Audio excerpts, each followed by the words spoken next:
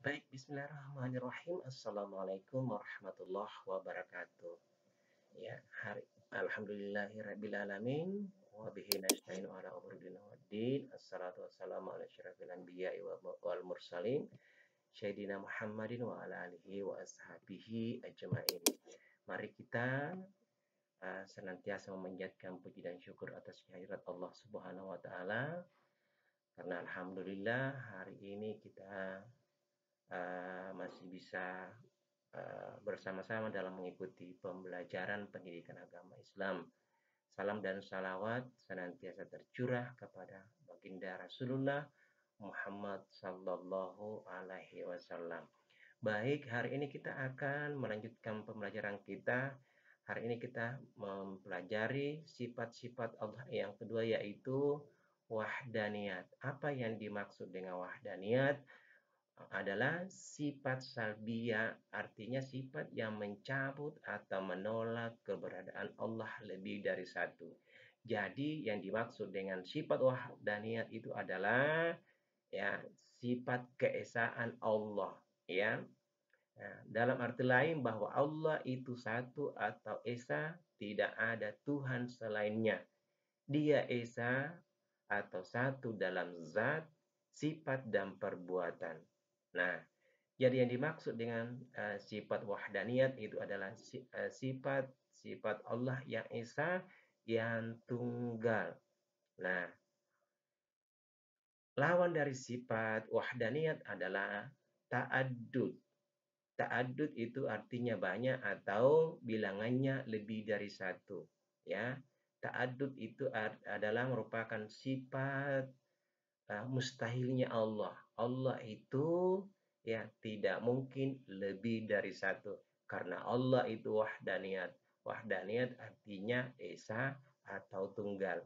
Nah, setelah kita memahami bahwa Allah itu esa, Allah itu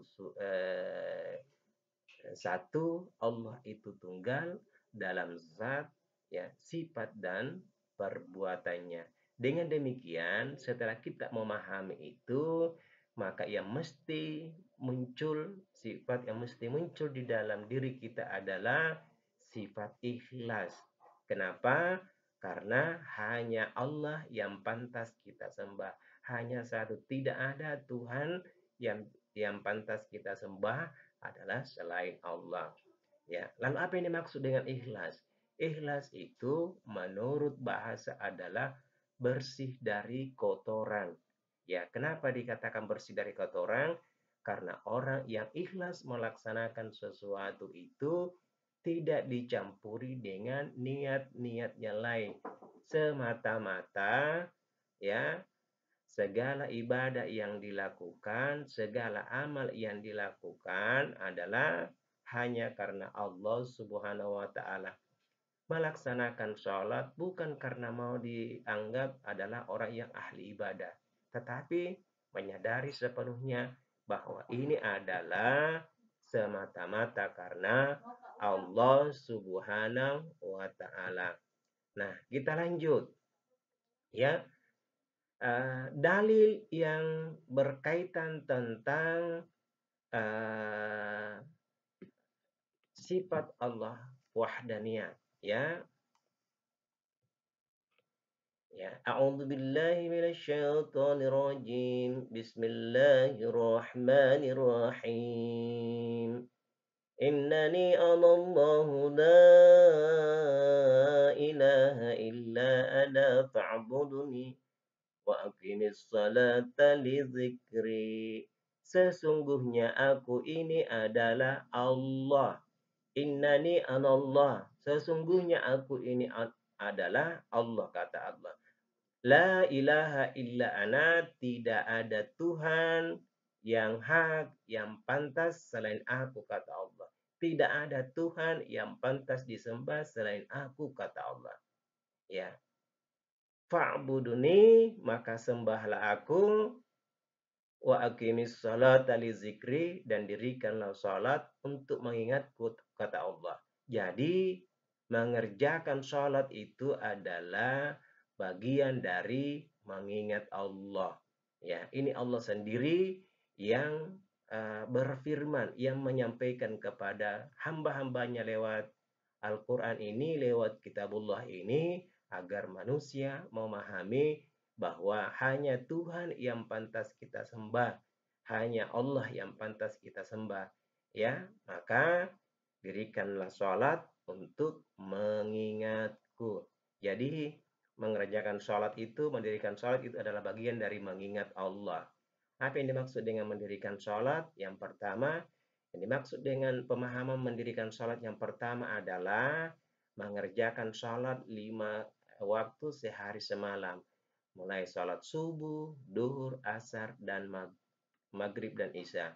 Nah, mendirikan sholat yang kedua adalah uh, apa yang dibaca pada saat kita sholat, ya kita mampu mengaplikasikannya dalam kehidupan sehari-hari. Contoh, ya bacaan sholat ya, contoh kecil, Allahu Akbar. Ya, pada saat kita mau melaksanakan sholat, kita membaca takbir Allahu Akbar. Apa artinya? Allah Maha Besar. Artinya apa? Bahwa segala sesuatu yang ada di permukaan bumi ini yang paling besar ada Allah. Jabatan kecil, harta kecil, kedudukan kecil, yang paling besar adalah Allah. Nah, kemudian setelah kita sholat, ya kita salam. Assalamualaikum warahmatullahi wabarakatuh. Ini doa. Ya, Assalamualaikum, semoga keselamatan dan rahmat Allah ada pada kalian semua. Artinya apa? Sebagai seorang Islam, orang Muslim, bahwa dimanapun dia berada, ya orang tidak menimbulkan orang lain menjadi susah. Dia pembawa keselamatan untuk orang yang ada di sekitarnya. Ya, nah, itulah makna mendirikan sholat yang sesungguhnya. Jadi, Ananda dimanapun kita berada, ketika kita mendirikan sholat, kita selalu ya menjadi rahmat, kita selalu berhubungan baik dengan siapa saja. Nah, ayat selanjutnya, saya kira Ananda ini sudah paham sekali di dalam Al-Quran surat Al-Ikhlas ayat 1 sampai 4. A'udzu billahi minasyaitonir rajim. Bismillahirrahmanirrahim. Qul huwallahu ahad. Allahus samad. Lam yalid wa lam yulad wa lam yakul lahu kufuwan ahad. Katakanlah, Dia Allah Maha Esa. Allah Tuhan yang tempat bergantung segala sesuatu. Dia tidak beranak dan tidak pula diperanakkan. Nah, tidak beranak artinya tidak melahirkan. Tidak